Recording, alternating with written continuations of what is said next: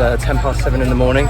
We got up about half an hour ago, hopped in the taxi, and now we're down at the bus station and about to head to Siem Reap in Cambodia. A little bit trepidatious about the visa situation, but hopefully we'll get across the border and all will be well.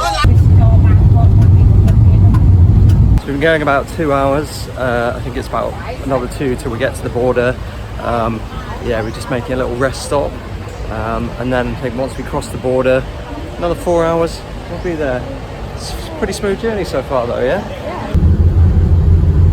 We've just got off our bus on the Thailand side and now we're just walking to cross the border to get onto the Cambodia side. So this is the moment of truth, I guess. Well, we made it through the Thai side. We did have to pay a 2,000 baht idiot tax each, but the main thing is we got out, we're not in jail, and now we're just heading to Cambodia. We made it through. Didn't get banned up abroad. Got given a visa. Now we're in Cambodia. How exciting. It's like a 4-hour nap. We get to Siem Reap.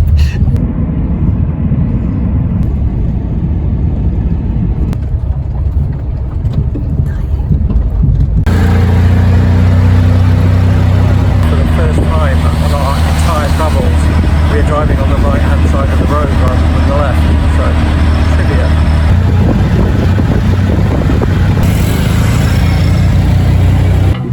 This is our hostel that we're now staying in, the White Rabbit, and very lovely it is too, and that little tube there is our room. This is our little pod-based home. Pretty cool.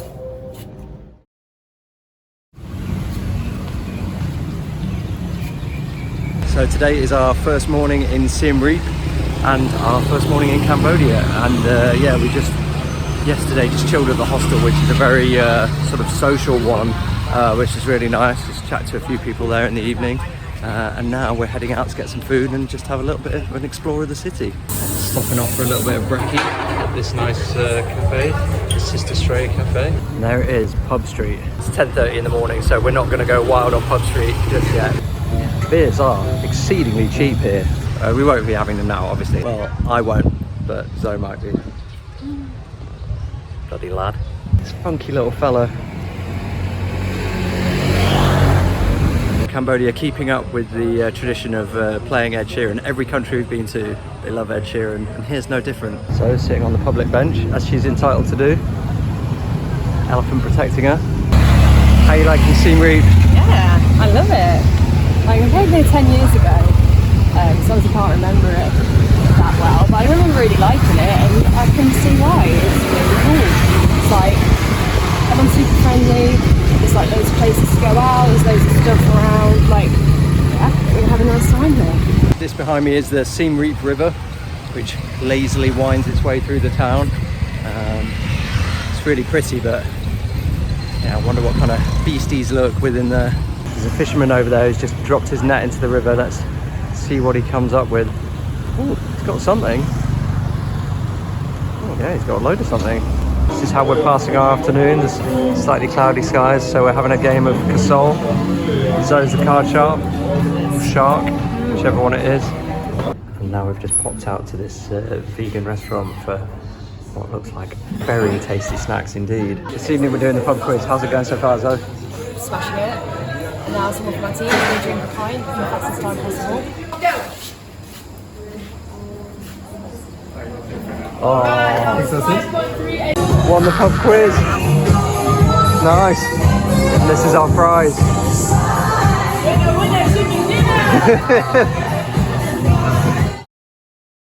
After last night's festivities, it is time for a restorative breakfast.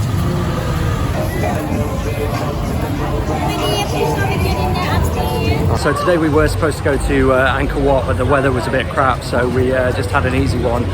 But now we've come out to Pub Street, famous Pub Street, for a couple of drinks. Don't think we're going to go too large because, yeah, both a bit tired after the victorious quiz last night and our beer tower. But yeah, let's see what Pub Street has to offer.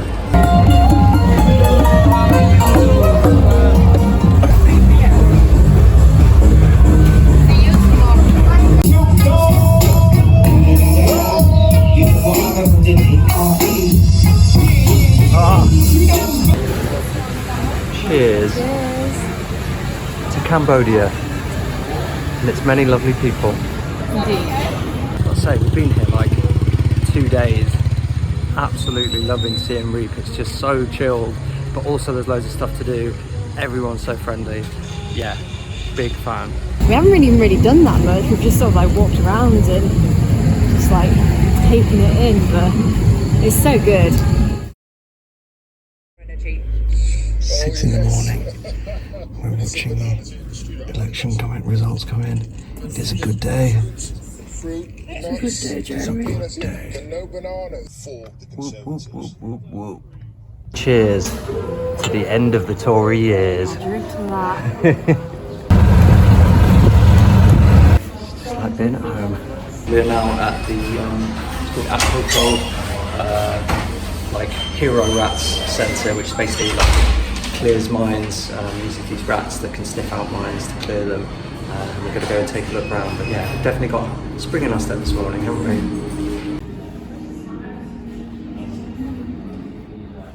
This is how they train them. They don't get blown up by the landmines either.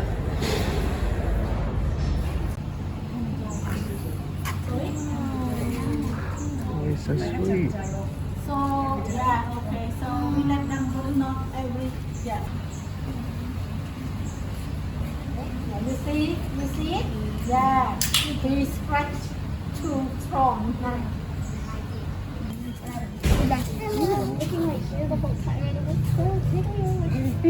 Don't stop it. Don't stop it. And he's here. The rat was like, did the demonstration, and then he was like, oh, now he's going off to his air-conditioned rooms. They got air conditioning. We don't even get air conditioning in some of the places we've been. That was really good. And also it turned out that I thought, like, I guess quite naively, that that they just like sent the rats out into the fields and the rats got blown up by the mines, but they don't. They just sniff them out because they're too small to actually set off the mines. So it is a very humane charity and really, yeah, doing great work. Well worth supporting. They're so cute. Get to hold them and cuddle them, and they lick your arm. They're so sweet. Maybe we'll get a pet rat as well as the dog and the cat. After checking out the Hero Rats, we are now in the botanical gardens, just checking out some other wonders of nature. Plants. It's like an archery thing here. They're only firing like blunt things. And then there's a little chook village here. Ostrich. One ostrich apiece. Just going to leave that ostrich to its devices because it could easily jump over that fence if it wanted to. So we run. Actually, there's no point in running, it could easily outrun us. Just got to hope for the best. Can't swim, we need to find a body of water and stake it that way. I can't ride a tuk-tuk, so we could get in a tuk-tuk.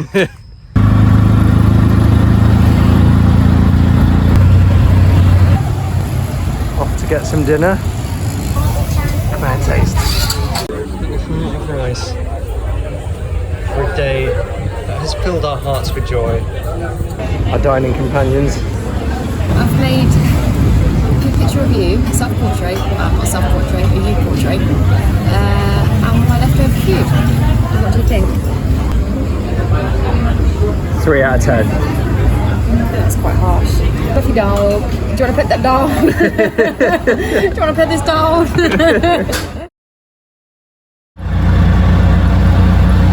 Today we are heading to the famous Angkor Wat. We've just got to the gates and thought we could buy our tickets there, and it turns out you can't. So we've had to track a tuk-tuk back across town and pick up our tickets from this ticket office. So yeah, word of warning, if you're going to Angkor Wat, buy your tickets in advance because otherwise, yeah, you're going to have a bit of a trek on your hands. Here we are, and it looks absolutely amazing already. What do we say, Zoe? Angkor Wat? Which I'm sure no one has ever said before. No. I'm pretty sure I'm the first.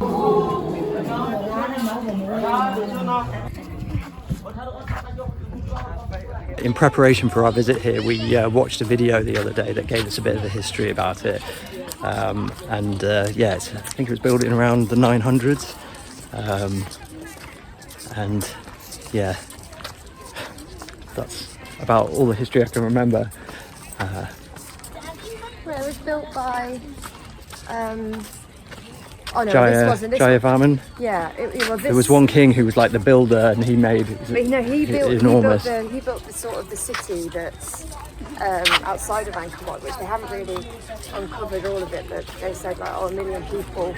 They think about 1 million people lived there. It was one of the largest, if not the largest, city in the world at the time that it was built. I remember something else. In the city that the 1 million people lived in, they built the way that they all survived and thrived was they built a big canal system, which was bigger and better than anything in Europe at the time.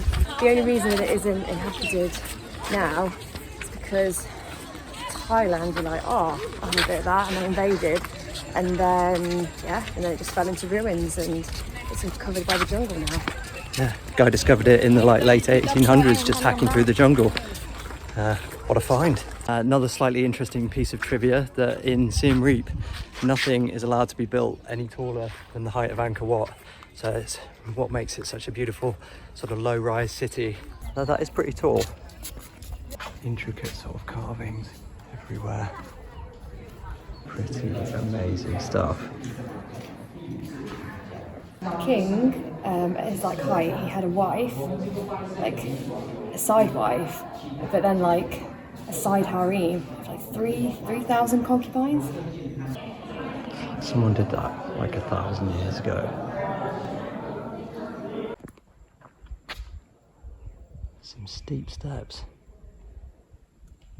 So another piece of trivia. I'm not sure if it's this place or not, but basically every night the king, to maintain the good favours of a goddess, would have to climb the steps up to his bedroom, which was really high up, and then sleep with whatever concubine the goddess had decided to manifest in that night. So every night he was quite a busy chap with quite a few different ladies, but always the same goddess.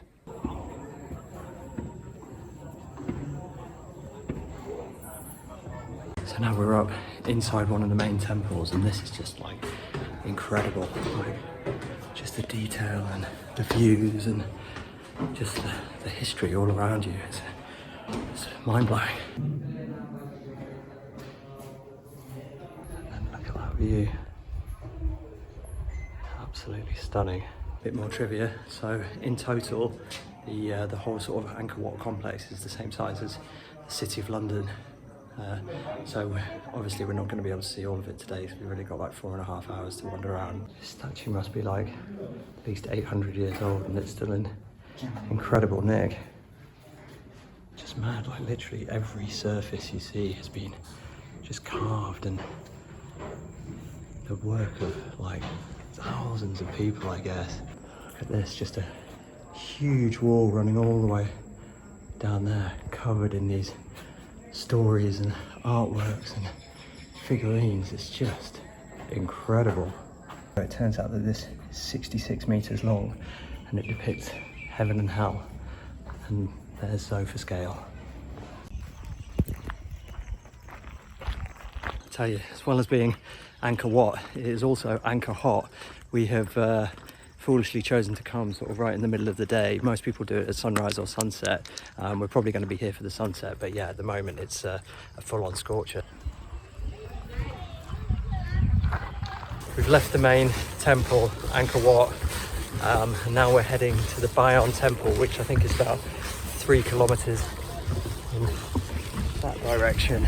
But yeah, we're a little bit against the clock, but I think we're going to make it all right. I mean, hopefully this shot gives you some kind of idea of the scale of this site, and this is just a tiny part of it. We've just come all the way up this road. We've got to go all the way up there. You can't really see it, but it's there's a south gate up there, and then it's about another 2 kilometers from that to the temple we're trying to get to. Fortunately, we're in the shade at the moment. But yeah, got a while to walk, not much time to do it. Very fortunately, a tuk-tuk turned up then and saved our bacon, because that would have been a long walk. But now here we are at the Bayon temple, and pretty impressive it is too.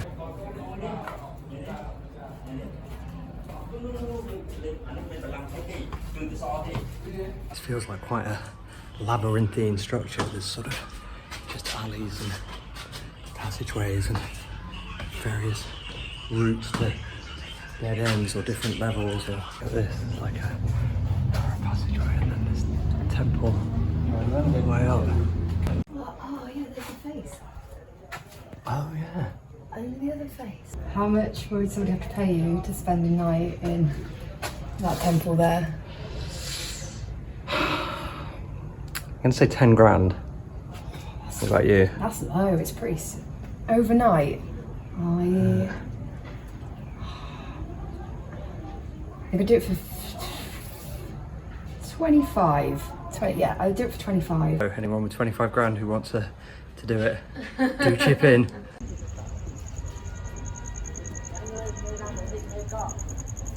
It absolutely boggles the mind that they were capable of like building these huge complicated structures and so intricate designs and just carving. I just can't imagine like how long it took.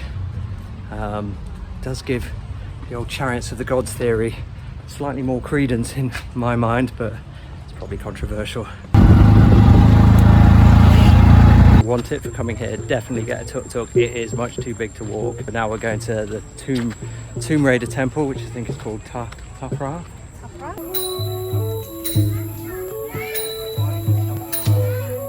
I mean, just imagine hacking your way through the jungle and finding this. It's really cool, but it's just like how did all this get here? Like, how did you transport like all of these? How do you get the rock? How do you like form it, and then how do you get it here? It's a conspiracy. I agree with you. Maybe aliens. You've got these huge trees here as well, where their roots are just like growing into the foundations of the building and forming a symbiotic unit. So in this temple they basically found all these stones strewn like you saw earlier, and then rebuilt them like a massive jigsaw puzzle. Oh yeah, so it went from that to that, which is pretty amazing, and that's what's here behind us now.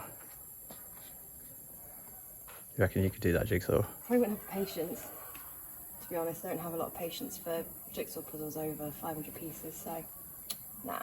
Throughout the day my back has gradually been getting sweatier and sweatier, and now Zoe's going to film exactly how sweaty that is. Looks like you've been in a water fight. This is absolutely incredible. This is one of those days that like really just makes you realise how lucky we are to be able to be doing stuff like this. So yeah, very grateful for our blessings right now. So we're heading back now, but we've just been passing like miles of this huge wall that's like the sort of perimeter of the complex. Again, like they must have built this about 1,000 years ago, and it's still holding strong. Bye bye White Rabbit. What a great place. We're now just with slightly sad hearts leaving the White Rabbit, heading to get the bus to Ko Rong, but that is an amazing place with just lovely people, the best people, and we've had an amazing time. So if you're ever in Siem Reap, definitely stay at the White Rabbit. It's incredible. Now here we are on board our sleeper bus. It's about a 14-hour journey to Ko Rong. Yeah, it's a farewell to Siem Reap, which I didn't really know what to expect, but I've absolutely loved. It's definitely one of the best places we've been, and just sure. Incredible. Angkor Wat was amazing. The place we stayed was amazing. The people were amazing. Like it's been the best time. Siem Reap, highly recommend. And now to Ko Rong. So that was our amazing time in Siem Reap, but how will Ko Rong measure up? Oh, we'll show you that in the next video.